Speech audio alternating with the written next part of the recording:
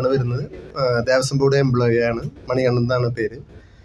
ഞാനും എൻ്റെ സുഹൃത്തും കൂടിയിട്ടാണ് ഈ യാത്ര തുടങ്ങിയത്. അങ്ങനെ ഇന്നലെ വന്നൊന്ന് അന്വേഷിച്ചപ്പോഴാണ് ഇവിടുത്തെ ഒരു ഫോൺ എടുത്തിട്ട് ആദ്യമായിട്ട് വളരെ മനോഹരമായിട്ടാണ് ആൾ സംസാരിച്ചത്. അതുപോലെ തന്നെ ഞാൻ ആദ്യമായിട്ടാണ് ഒരു സർക്കാർ സ്ഥാപനത്തിൽ നിന്ന് നമുക്ക് ഇങ്ങോട്ട് വിളി വരുന്നത്. എൻ്റെ ജീവിതത്തിൽ ആദ്യത്തെ ഒരു അനുഭവമാണത്. അദ്ദേഹം എന്നെ വിളിച്ച് പറഞ്ഞു, ഇങ്ങനെ നാളെ കാലത്ത് ഇത്ര മണിക്ക് എത്തിക്കോളൂ, സീറ്റ് ബുക്കിംഗ് ആണെന്ന് പറഞ്ഞു.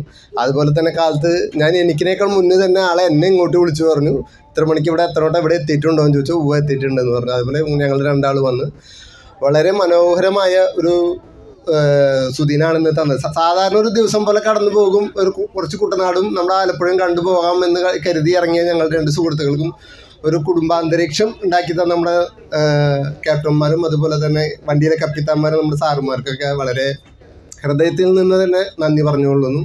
അതുപോലെ സ്വയം നന്നായാൽ നാട് നന്നാവും എന്ന് പറയുന്ന പോലെയാണ് എനിക്ക് ഇന്ന് ഇവിടെ വന്ന് തോന്നിയപ്പോൾ. കാരണം ഇവർ വളരെ മനോഹരമായിട്ടാണ് ഇവിടെ പെരുമാറിയത്. അപ്പോൾ പിന്നെ നമ്മളെല്ലാവരും അതിലും മനോഹരമായിട്ടാണ് നമ്മൾ അങ്ങോട്ടും പെരുമാറിയത്.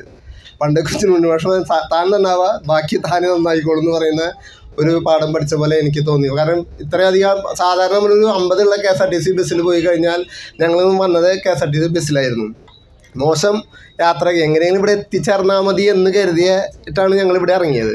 പക്ഷേ ഇപ്പം എനിക്ക് ഇവിടുന്ന് ഇറങ്ങുമ്പോൾ തോന്നി കുറച്ച് നേരം കൂടി കൂട്ടി തന്നാൽ ഇരിക്കാമായിരുന്നു എന്നുള്ളൊരു നല്ലൊരു ദിവസമായിരുന്നു. ഇത് തന്ന നമ്മുടെ ബോട്ടിലെ ജീവനക്കാർക്കും ഭക്ഷണം തന്ന ചേച്ചിമാർക്കും ഒക്കെ നന്ദി പറഞ്ഞതുകൊണ്ട് തന്നെ ഈ ബോട്ട് ഇനിയും ഒരുപാട് ബോട്ടുകൾ ഉണ്ടാവട്ടെ. സർക്കാരിനും അതുപോലെ നമുക്കും ഈ പങ്കാളിത്തത്തിൽ ഒത്തുചേർന്ന് ഇത് വിജയിപ്പിക്കാൻ എല്ലാവർക്കും അവസരം ഉണ്ടാകട്ടെ എന്ന് പറഞ്ഞുകൊണ്ട് തന്നെ നന്ദി, നമസ്കാരം.